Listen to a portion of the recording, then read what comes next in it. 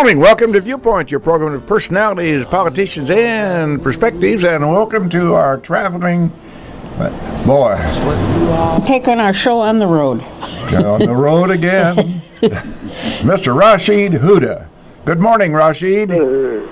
Good morning, sir. How are you? Well, I'm fine, sir. The more important thing is, how's our traveling nomad here? And you're in Oklahoma now, sir? Yes, sir. Yes, sir. Oklahoma. Yeah, boy, oh boy. And Oklahoma has a special place for me in my heart because I went to college in Oklahoma when I first came to America back in 1974. That's okay. That's okay. I don't hear you very well, Mr. Hooda, this morning. So maybe if you put that up, maybe a little louder. Maybe. Yeah, let's try this. Go right ahead. Let's see. Oh, I heard you there. All right. Oh, that's Is wonderful. That That's wonderful. Okay. Yeah, that's great. Yes, sir. Now, tell me about your little jaunt back to Houston, sir. Well, that was a little celebration, a religious holiday that we had, and then spent some time with family, my son and my daughter. How nice. And the community there that have always supported me and that I've always enjoyed being with. I had an unusual invitation to speak to a group of senior citizens at a hospice or a rehabilitation place, and that was a wonderful experience. And I got to make some balloons for the big kids. Yeah, now I wanted to ask you about that. Now that's a little trait, we've seen all these folks doing this balloon. They blow up the balloons and bring them into all sorts and sizes and shapes. How did you come about that little skill? Well, I had worked in restaurants for many, many years, and I had seen people come by and do that at the restaurant, and I was always fascinated by that. And then when I got to a stage in my life where I decided that I did not want to work for somebody else, I started looking for something that I could do on my own. And I wonder what it would take to do something like that because I had always enjoyed being with little ones. And so I went out and got a little balloon twisting kit from a party store and started playing with it, and that's all it took. That's just a curious question. I wonder what it would take. Now, at what point in your life, Rasheed, did you decide no more of this 9-to-5 business for me? I'm going to be kind of an entrepreneur, so to speak, and I'm going to live a freer life. At what point? How old were you when you made that decision, sir? Well, I really never worked a 9-to-5. I worked in restaurants, which gave me more flexibility of time, so I worked various different schedules. But as far as being an entrepreneur go, I have always been an entrepreneur. Even when I was working in corporate America, I looked at it as one of my profit centers, for lack of a better term. I like that particular term coming from one of my mentors. But I looked at it this way, that I am in a contract with my employer, and for a certain terms and conditions, I would do things that they want, and they would provide me certain benefits in return. Either one of us had the opportunity to terminate the contract when we felt the other wasn't living up to their end of the bargain, and that's how I lived my life. If I felt that I wasn't treated properly, I would let them go. Well, so you met life on its own terms and on your terms too. Yep, I have been that way for many, many years, and that's why I call myself Mr. Weirdo. I do things differently. Well, that's pretty obvious. I don't know of anybody else except Rasheed who would decide to get a perambulator and fill it up full of his own personal goods and take off on a long jaunt. How's that going so far now? You've been well received in the communities in which you drop your anchor for a night. Going okay, sir? Doing wonderful so far. Last couple of nights, I was taken in by the fire department. They let me sleep in their backyard, so to speak. And the fire chief has called the next time that I'm going to be in and talked to him, and he said he was okay with the fact that if I wanted to spend the night in their backyard tonight. So that seems like something that I might do. That somebody suggested, one of the chiefs suggested that I should just leapfrog from one fire station to the next. Yeah, that sounds like a plan, if it's not too far.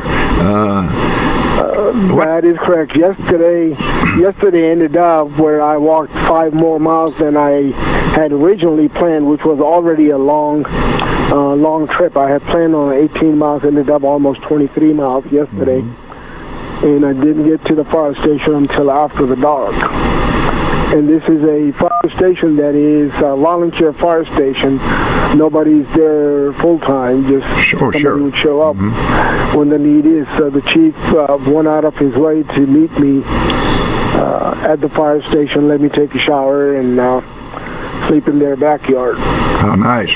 Yeah, it's nice to have those physical ablutions be taken care of on a regular basis. And I know you get that worked out all right.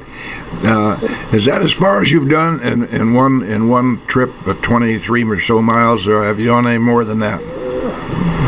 No, last night was my record. I did a little over 50,000 steps, and that's the first time I've done 50,000 steps in a day. Now, for the benefit of those out there who are not maybe enlightened about these things, Mr. Hooda didn't count every step. He's wearing a device that tracks him. And so he knows at the end of the day just how many steps he's taken. And are you cataloging these things, sir? I know we have a book in mind as you get down the road. Very important. You're keeping daily notes and making your own observations and so forth. And you're taking pictures as you go. Yes, sir. The book that you perhaps will bring to the market will be a compilation of the beginning of your journey in Chicago, or perhaps in Houston, and when you flew from Houston to Chicago. And you're going to. Do you think about that book as you walk along the road? You kind of get ideas and thoughts about how you want to plan it?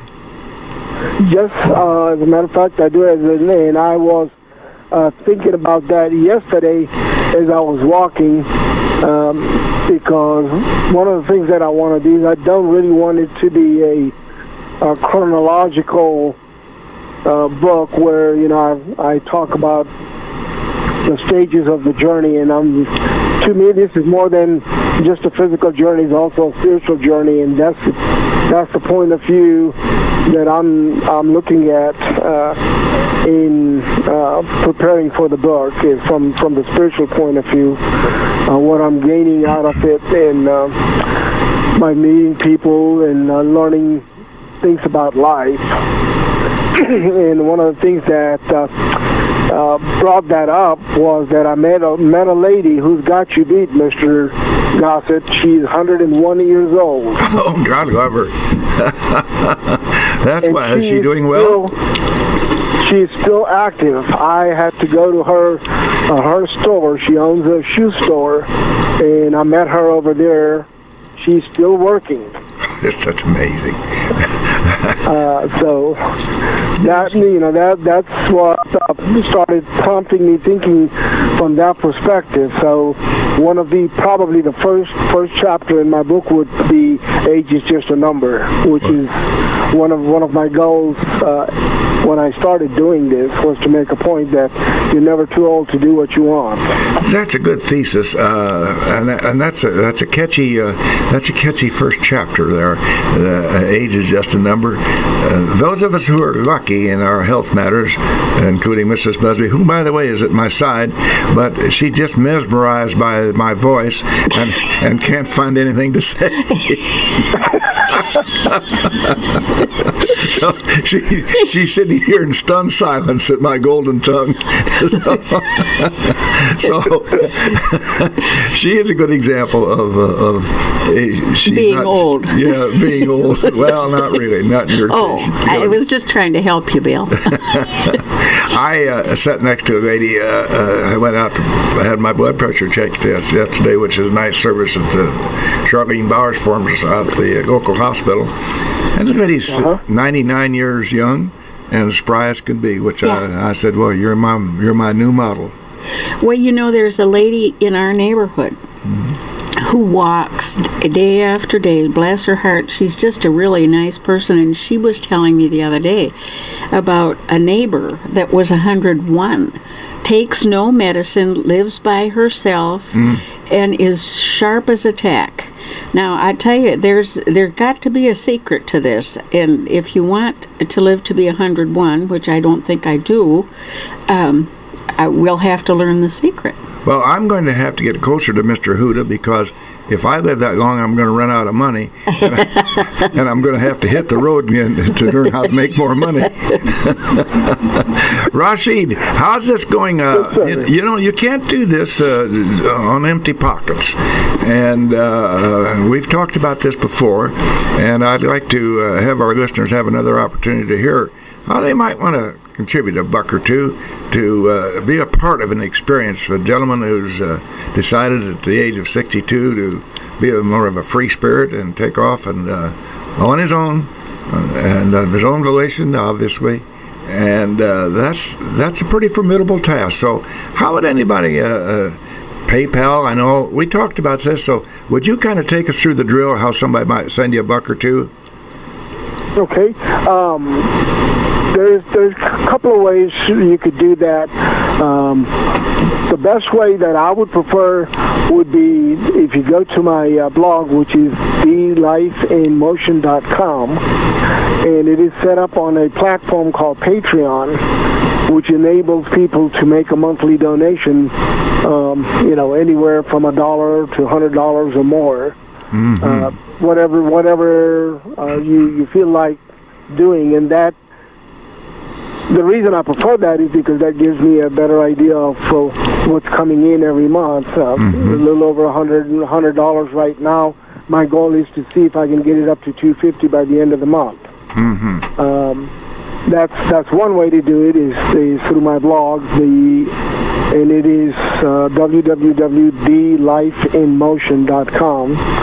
And the other way that you mentioned, the PayPal, if you go to paypal.me, not paypal.com, but paypal.me/Mr. Weirdo, and you have to spell it out, MISTERWEIRDO.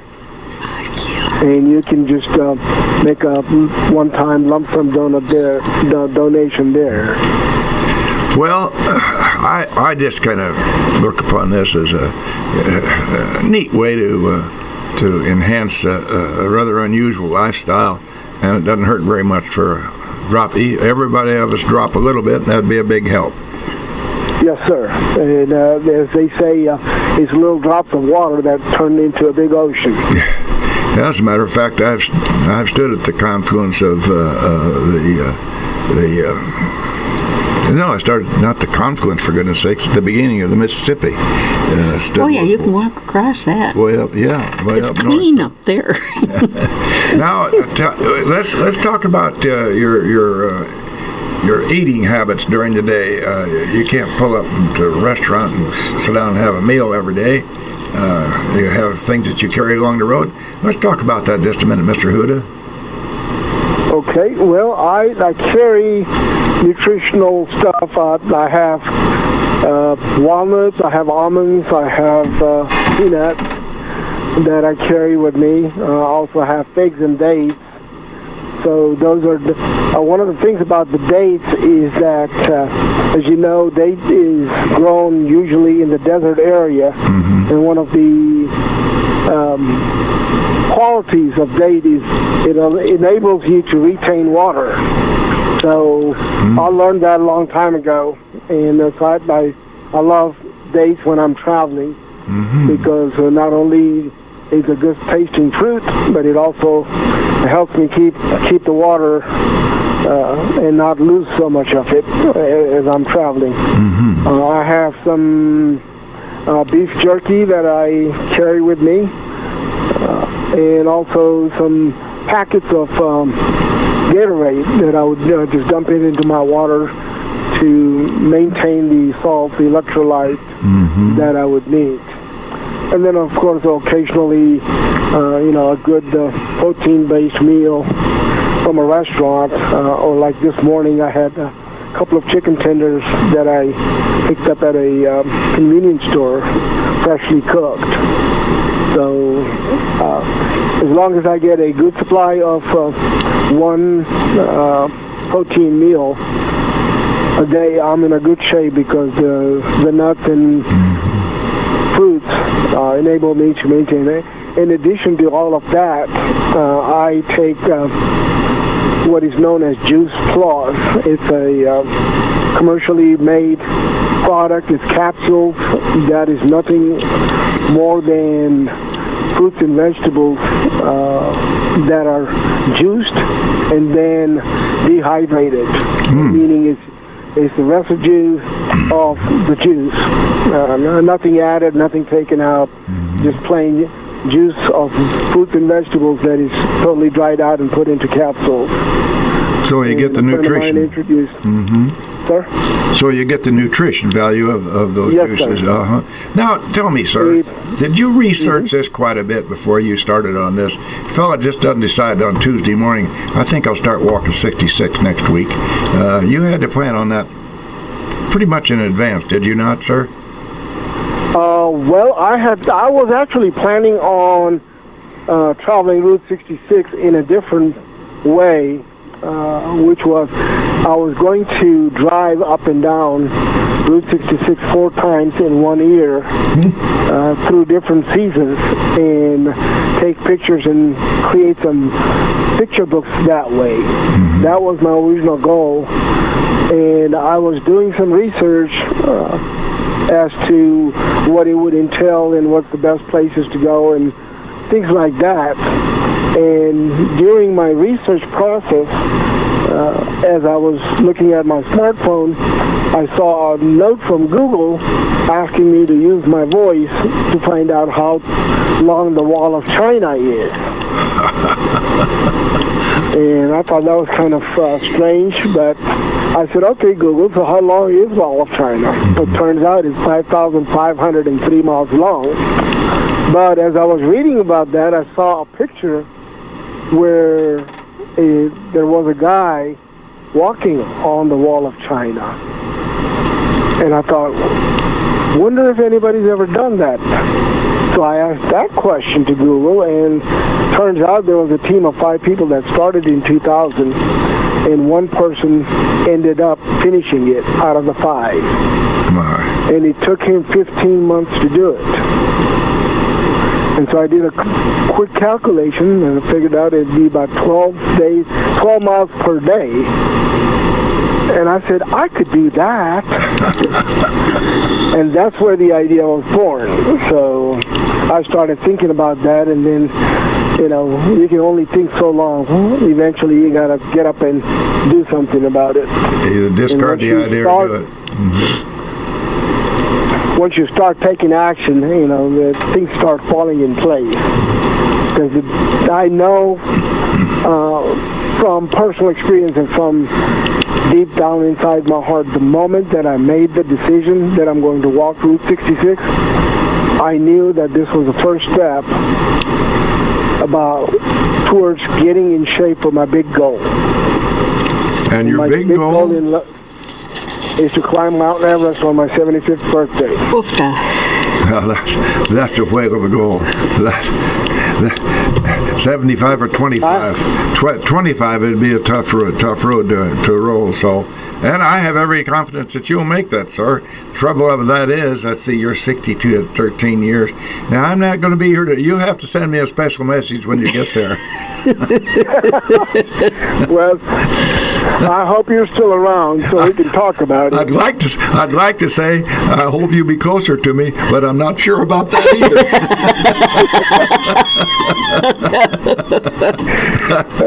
Now, sir, you carry with you in your buggy. That's a tricycle, by the way. It's tricycle gear. Do you sleep on a little mat, or do you carry an air mattress that you have to blow up? No, I have a sleeping bag that is strapped onto my buggy.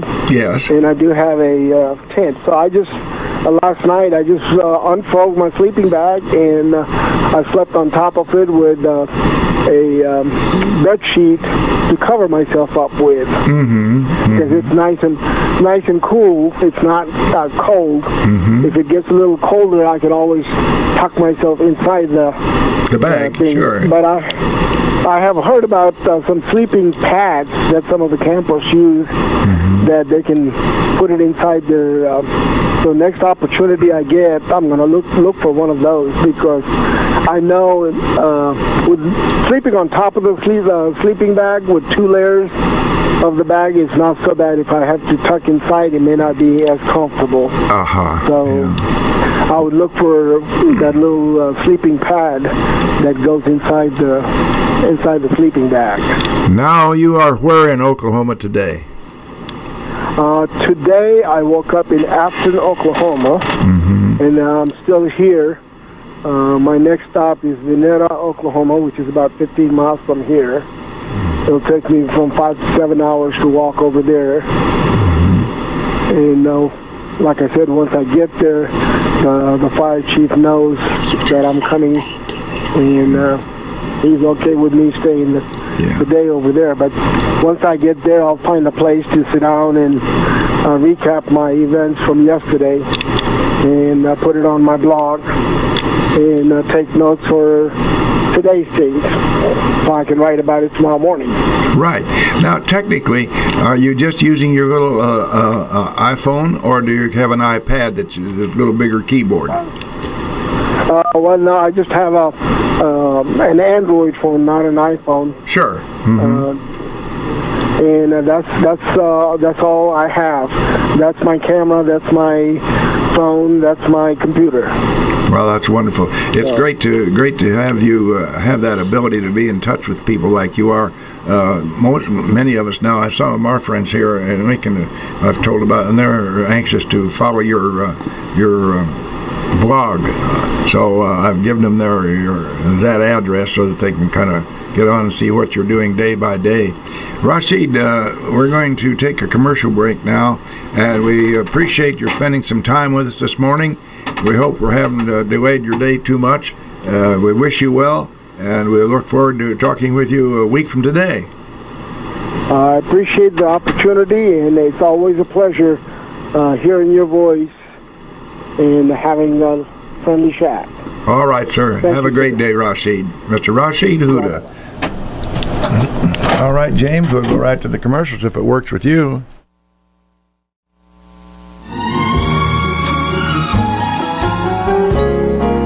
And welcome back to Viewpoint, your program of personalities, politicians, and perspectives. We certainly had a perspective with our guest just a few minutes ago. Mr. Hooda is funny thing how this kind of started.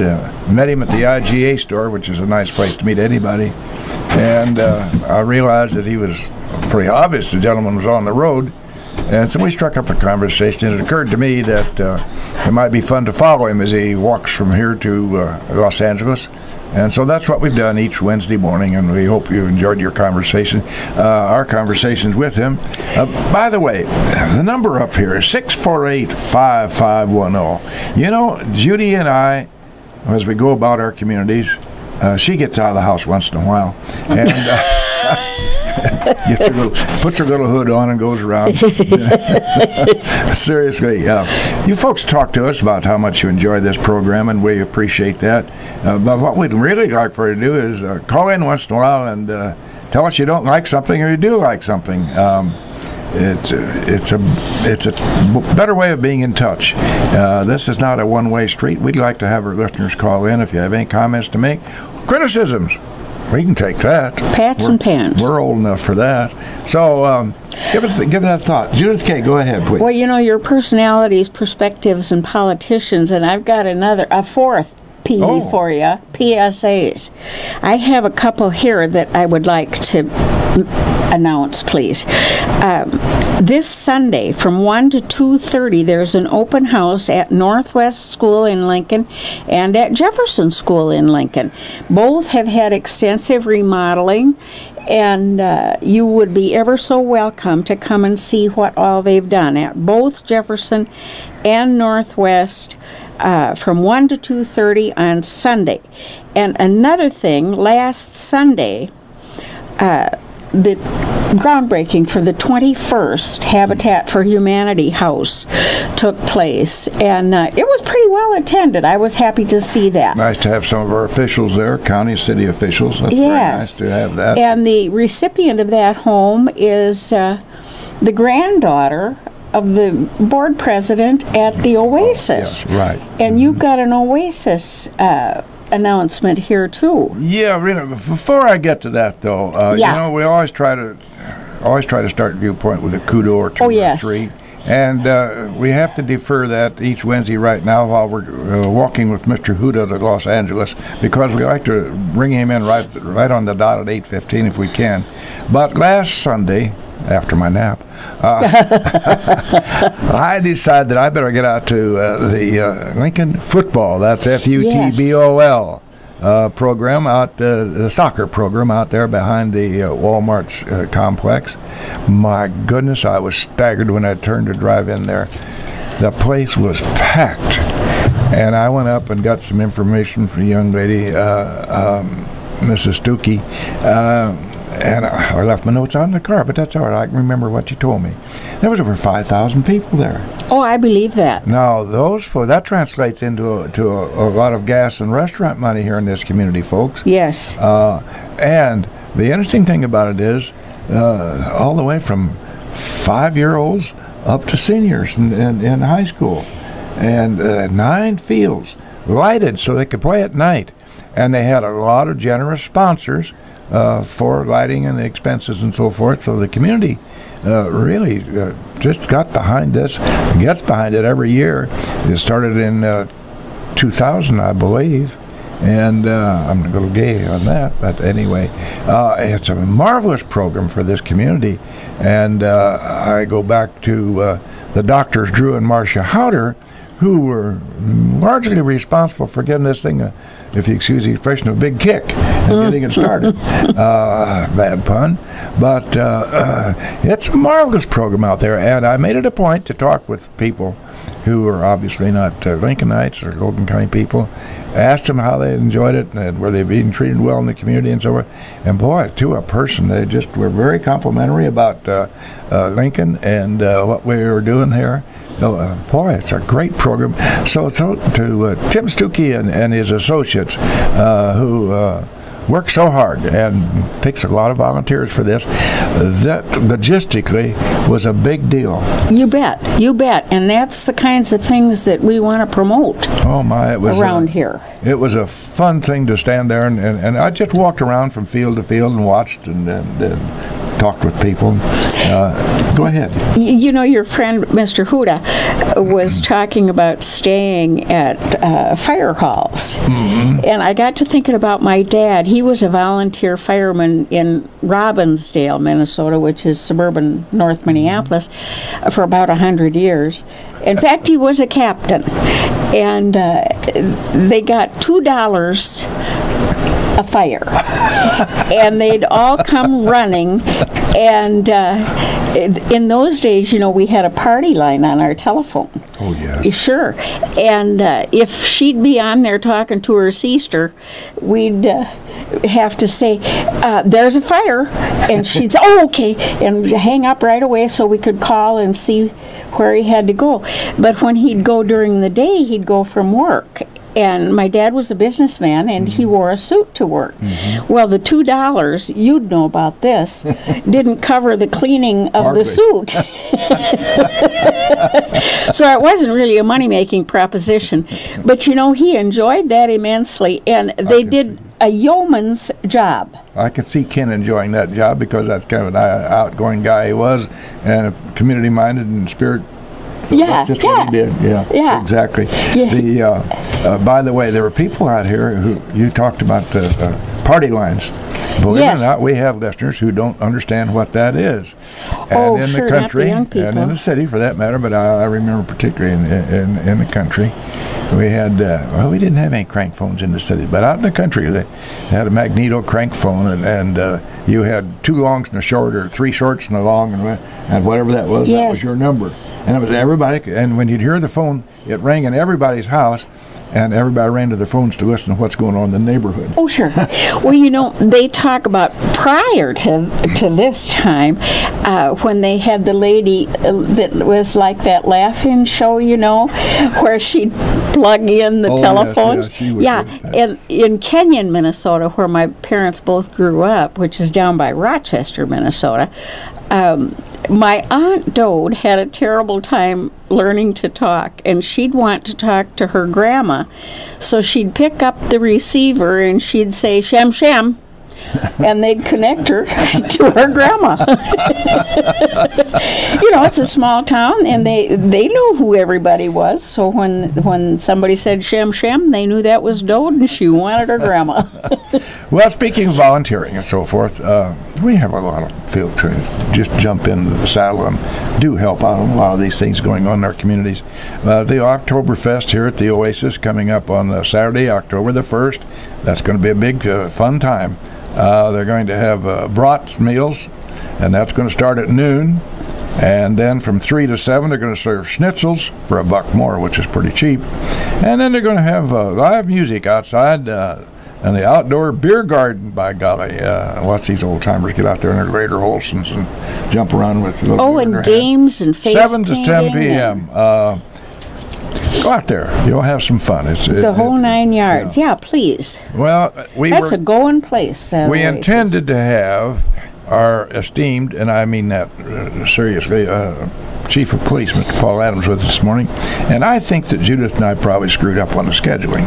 So I think it was me. So I don't think you can take credit for that. So we'll work with that. But in preparation for Paul's appearance here, and we'll bring him back just as soon as we can get his schedule. We're a small town here, but we have big town problems, and our chief and his assistants, all of his officers. The biggest problem we have, as I understand it, besides running a road light, which you can't do in Lincoln anymore, is a terrible drug problem. And you'd think that we would be somewhat insulated from that. Not so. And I think perhaps part of it is the reason that we're on this highway from Chicago to St. Louis. And it's an easy way for the mules to drop their loads somewhere. And I'm not speaking of the mule's physical load. It's a terribly serious matter. And we have no cognizance at all of how many hours go in to watching this person or that person that may be on a suspect list. We have right here in our own backyard in Golden County. So we really appreciate the unseen work that our police force does. They just do a whale of a job for us, and sometimes we might be stopped by one of them. And here are some reactions that I found on the internet of people who have been stopped by the police, and these are transcriptions right off of the website. The policeman says, "Just relax. The handcuffs are tight now because they're new. They'll stretch out after you wear them a while. And the other says, take your hands off the car and I'll make your birth certificate a worthless document. That ought to get somebody's attention. And the other says, if you run, you're going to only go to jail tired. So you don't know how fast you're going. I guess that means I can write anything I want on the ticket, right? Yes, sir. You can talk to the shift supervisor, but don't think it will help. Oh, did I mention that I am the shift supervisor? All right, Judith K., you have some more in here. Oh, I think these are absolutely hysterical. Warning. You want a warning? Okay, I'm warning you not to do that again, or I'll give you another ticket. The answer to this last question will determine whether you are drunk or not. Was Mickey Mouse a cat or a dog? Fair. You want me to be fair? Listen, fair is a place where you go to ride on rides, eat cotton candy, and step in monkey doo-doo. In God we trust. All others we run through NCIC. Just how big were those 2 beers? No, sir, we don't have quotas anymore. We used to have quotas, but now we're allowed to write as many tickets as we want. I'm glad to hear the chief of police is a good personal friend of yours. At least you know someone who can post your bail. You didn't think we give pretty women tickets? You're right. We don't. That's a singer. Now, can I say this one, too? Because I think this is just funny. Okay, a couple goes on vacation. Where's page 2? Okay, a couple goes on vacation to a fishing resort at Lake Tupou. The husband likes to fish at the crack of dawn. The wife likes to read. One morning, the husband returns after several hours of fishing and decides to take a nap. Although not familiar with the lake, the wife decides to take the boat out. She motors out a short distance, anchors, and continues to read her book.